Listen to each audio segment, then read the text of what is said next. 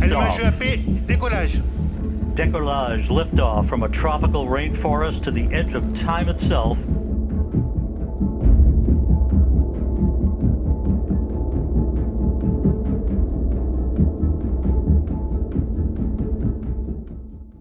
Notre univers est énorme et unique. Et chaque jour qui passe, l'humanité progresse dans son exploration de l'espace qui nous entoure. L'exploration de l'espace a été considérablement facilitée depuis le développement de technologies spatiales telles que le télescope spatial James Webb, conçu par la National Aeronautics and Space Administration, NASA, des États-Unis. Le télescope spatial James Webb s'est avéré être une merveilleuse innovation, changeant le point de vue des cosmologistes et leur façon de voir le système solaire et sa complétude.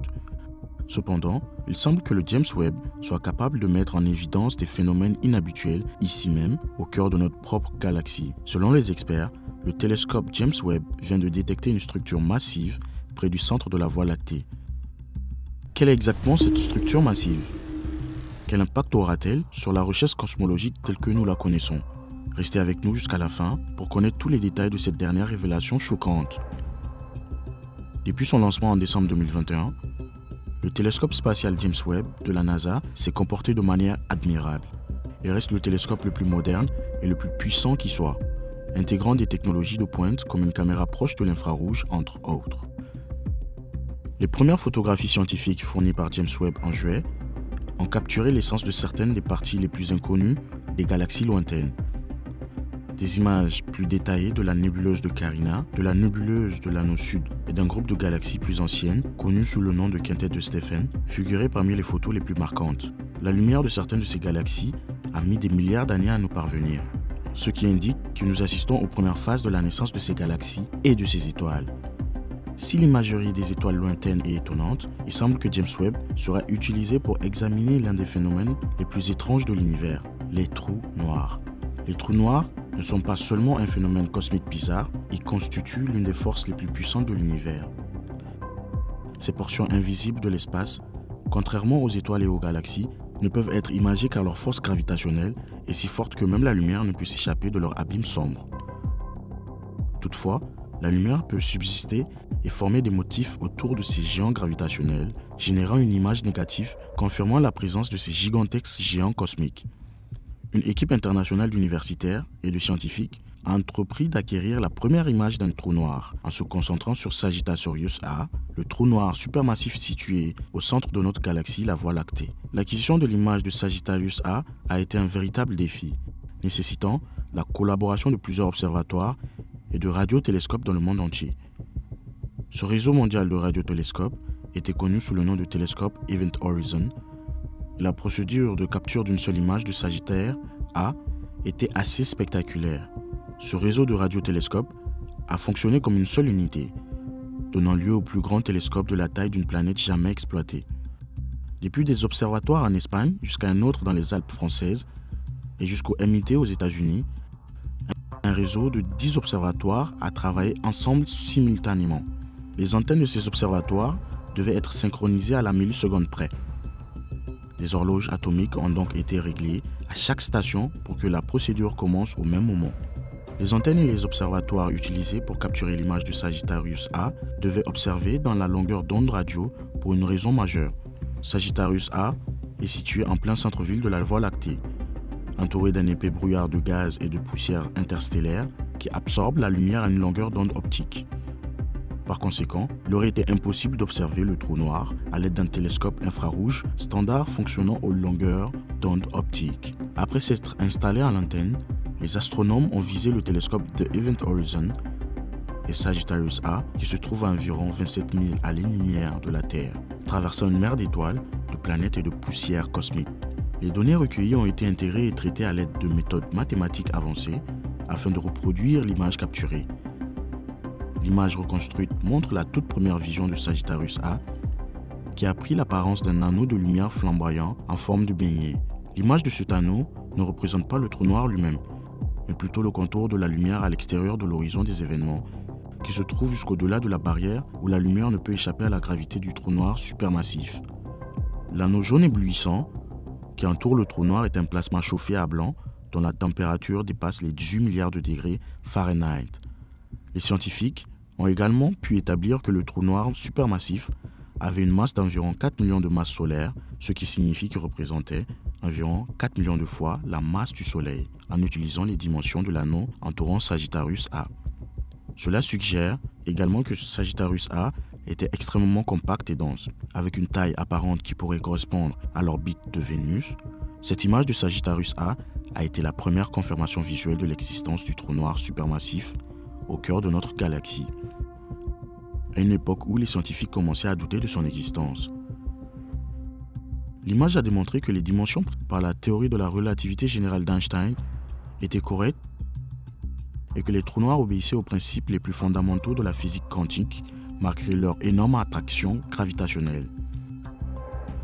Si les photos de Sagittarius A ont répondu aux préoccupations antérieures concernant l'état du centre de notre galaxie, elles ont également soulevé une question encore plus importante, car les scientifiques ont découvert quelque chose de vraiment inattendu en examinant cette région de l'espace. La Voie lactée s'est avérée plus étrange que les astronomes avaient imaginé, et la découverte d'une barrière invisible autour du centre de la Voie lactée a suscité encore plus de doutes quant à l'état actuel de notre galaxie. Une équipe de chercheurs de l'Académie chinoise des sciences s'est intéressée au mouvement des rayons cosmiques dans et autour du centre de notre galaxie et a fait une découverte remarquable. Les chercheurs ont examiné une série de cartes qui décrivent la migration des rayons gamma radioactifs lors de leur explosion à travers et autour du centre de notre galaxie. Les rayons gamma sont les formes de lumière les plus énergétiques de l'univers et peuvent être produits lorsque des particules incroyablement rapides, appelées rayons cosmiques, entrent en collision avec des particules de matière ordinaire. La carte montre que quelque chose vers le cœur de la Voie lactée semble entraver le flux de ces particules et les accélérer à des vitesses proches de celles de la lumière. Ces particules accélérées génèrent maintenant une pléthore de rayons cosmiques et de rayons gamma juste à l'extérieur du cœur de la Voie lactée. De plus, l'étude indique que, alors que le centre galactique semble envoyer en permanence une tempête de radiation de haute intensité dans l'espace interstellaire, quelque chose près du noyau galactique semble empêcher d'autres vagues de rayons cosmiques d'accéder à cette région de l'espace. Selon les chercheurs, cette apparence est causée par une barrière invisible qui semble être courbée autour de notre noyau galactique et qui empêche activement une densité de rayons cosmiques d'entrer dans la région. Cette barrière invisible semble également maintenir la concentration des rayons cosmiques à l'intérieur du noyau, beaucoup plus faible que celle que l'on trouve ailleurs dans l'espace interstellaire. L'étude a permis de découvrir que les rayons cosmiques semblent pouvoir s'échapper du noyau galactique, mais que cette barrière invisible rend extrêmement difficile l'entrée des rayons cosmiques dans la région.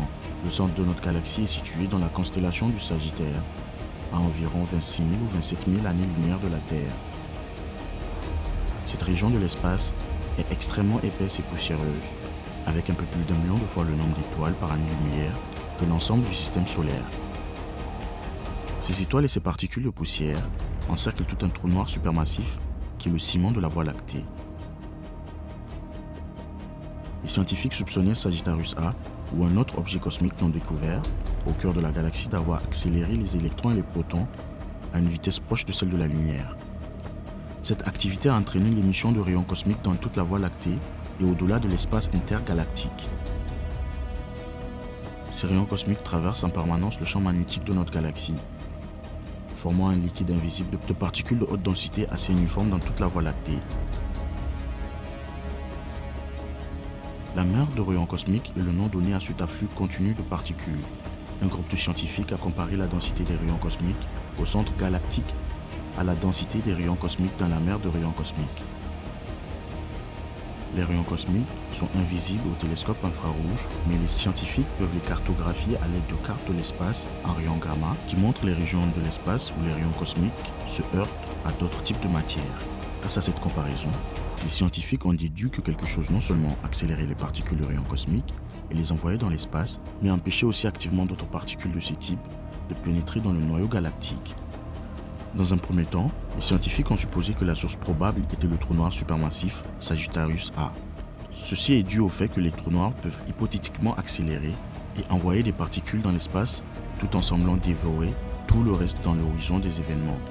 Les scientifiques ont découvert des restes de supernovas et de puissants vents stellaires qui ont vu le jour au premier stade du cosmos et qui sont restés coincés au centre de la galaxie parce qu'ils n'ont pas pu être projetés dans l'espace intergalactique en raison de cette barrière invisible. Cependant, l'idée que Sagittarius A était responsable de cette barrière a été rejetée. En effet, l'image gamma a révélé un endroit clair où la concentration de rayons cosmiques semble diminuer de façon spectaculaire à la périphérie du centre galactique. Cette situation contraste fortement avec le fonctionnement des trous noirs supermassifs. En effet, si un trou noir était à l'origine de cette barrière, la densité des rayons cosmiques diminuerait régulièrement au lieu de chuter brusquement. Une autre explication possible de la barrière est celle des vents stellaires causés par la concentration massive d'étoiles qui poussent contre les rayons cosmiques entrants, formant la barrière apparente de la même manière que les vents solaires poussent contre les rayons cosmiques pour créer l'héliosphère qui entoure notre système solaire. C'est l'explication la plus probable puisque l'héliosphère qui entoure notre système solaire fonctionne également comme une barrière. Maintenant, la densité des rayons cosmiques juste à l'intérieur du système solaire, beaucoup plus faible que la densité juste à l'extérieur de la barrière, comme l'a mesuré Voyager 1. Les scientifiques ont noté que des recherches supplémentaires seraient nécessaires pour mieux comprendre comment et pourquoi cette barrière invisible existe au centre de notre galaxie et qu'il y aurait besoin de l'aide du télescope James Webb pour y parvenir. Le télescope James Webb a été ciblé et conçu pour observer le comportement de Sagittarius A, qui s'est avéré difficile à étudier avec des télescopes précédents de moindre envergure. En partenariat avec le télescope New Horizons, James Webb essaierait donc de comprendre les impacts vacillants de Sagittaire A, qui semble s'enflammer toutes les heures, ce qui rend l'imagerie extrêmement difficile. En effet, bien qu'il soit plus éloigné que les autres trous noirs observés, Sagittarius A présente des éruptions vacillantes causées par des particules chargées qui s'accélèrent autour du trou noir supermassif, atteignant des niveaux d'énergie plus élevés et émettant la lumière. James Webb observera la constellation du Sagittaire depuis l'espace à l'aide de ses multiples instruments très perfectionnés, où le télescope New Horizons se joindra à son effort au sol. Ensemble, les deux télescopes observeront, reproduiront et comprendront non seulement des images supérieures du Sagittaire A, mais aussi des phénomènes étranges et particuliers tels que la barrière invisible qui entoure cette région de l'espace. Maintenant, écoutez vos pensées dans les commentaires ci-dessous.